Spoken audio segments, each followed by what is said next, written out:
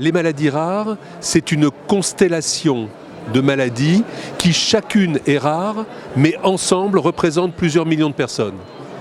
Le problème, c'est que chaque maladie souvent est orpheline, c'est-à-dire qu'on ne trouve pas de traitement. Donc la bonne recette pour les maladies rares, c'est de mettre autour du patient des associations, parce que c'est important qu'ils soient représentés, des tutelles, parce qu'elles vont permettre de mettre en musique l'innovation, et puis ceux qui portent vraiment l'innovation, c'est-à-dire les médecins et les industriels.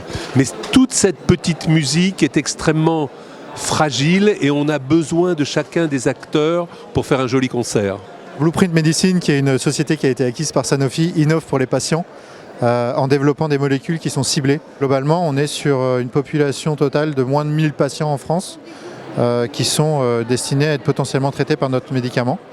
Et la question, ce sera de savoir si demain, l'expertise qu'on génère et finalement la plateforme technologique qu'on a développée pourra peut-être servir à des pathologies un peu moins rares. On a déjà identifié des pistes. La problématique des maladies rares, c'est qu'elles sont rares et donc avec peu de patients. Donc pour la recherche, c'est vraiment compliqué de constituer des cohortes qui soient statistiquement représentatives. Et la plateforme TuneInsight permet justement de connecter différentes sources de données les unes aux autres dans le respect des règles de confidentialité, dans le respect des valeurs humanistes européennes.